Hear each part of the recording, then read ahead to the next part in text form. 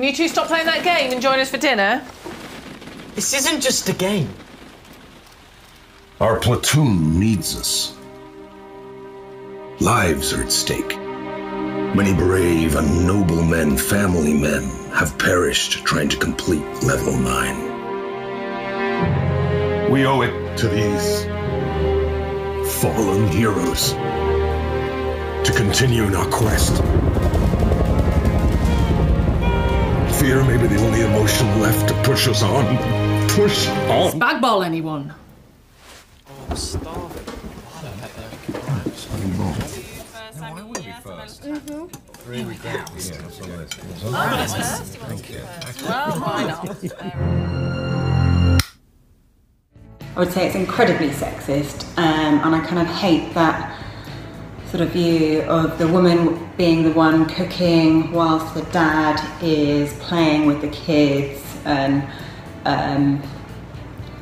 he's having sort of exciting time playing whilst the woman, the mum, does the housework. In terms of whether I thought the advert was sexist, I think when it started off it potentially could have been perceived that way because the mum was in the kitchen cooking, the boys were playing on the computer with their dad, but then it kind of turned it on its head and it made the dad a kind of comic character. It is stereotypical on that basis, but I don't think it's anything untoward. I think it's very much kind of a fun advert, but I think quite realistically it is quite real life. Do I think advertising reinforces gender stereotyping? Yes, I believe it does. And it kind of has to. For an advert to work, it's got to appeal to its audience. I would say some advertising does, some doesn't. So razor adverts for men are very masculine and it's all about kind of being a man, whereas the female adverts for female razors are about having smooth skin and everything being soft, and it's a very, very different approach to what is essentially the same product. I think a lot of advertising reinforces quite negative gender stereotypes.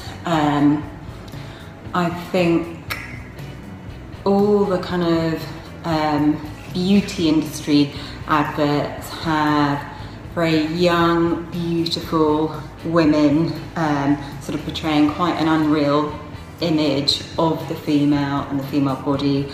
I think anything to do with sort of technology, so whether it be computers, gaming, cars, the advertising is much more male orientated.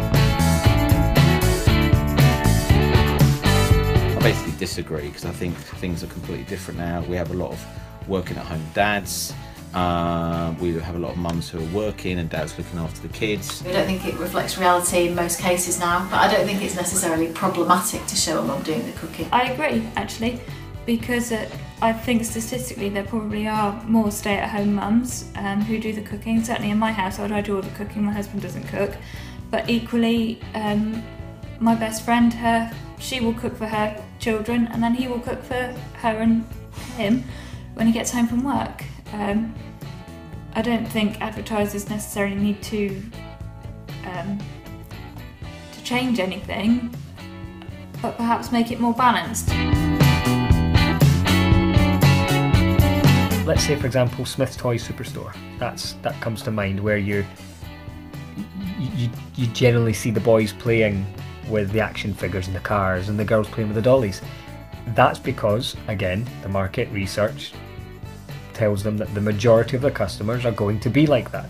It's not sexist, it's just that's it. When my daughter bought her shoes from Clark, she got this toy which she loves. Her toy was pink, and another friend's little boy got shoes, his toy was blue, and I just thought, oh, it's just so outdated. Why do they have to be these stereotypical colours? She would have loved it if it was yellow or green. It doesn't matter, it doesn't need to be pink. And whilst that's kind of the way that my children are, generally they're both boys and they lean towards the things that are specifically for boys, but I don't know if that's because they've been programmed to behave that way. Sometimes brands do perpetuate stereotyping, particularly within clothing and the images that are printed on clothing. You don't find diggers on girls' clothing and you don't find cute bunnies on boys' clothing. Football magazines like Match of the Day and Soccer World is still very much based on men's soccer and men's football when it should also be based on ladies as well. For toys, shoes and books and magazines, there is a lot, especially at younger age, but I think when you get to teenagers and olders, I don't think it's as bad.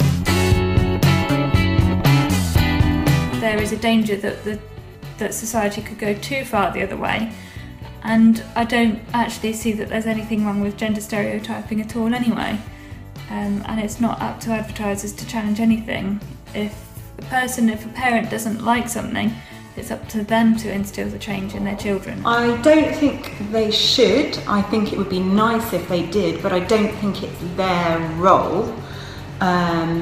I think there should be more regulation about advertising. So for example, some of the TV channels my children watch have advertising. They have in between the programmes are adverts, and they are completely sucked in by the things that are advertised during these breaks. But it depends what market they're going for. If you're going for a market like Carling, which I suppose is kind of associated with a laddish culture, but I think more generally, particularly around children's advertising, they should be mindful of not stereotyping genders. I agree. I mean, I think it should challenge it. It should do different. I think this is a real opportunity, and I think adverts that can challenge that would actually appear a lot more better.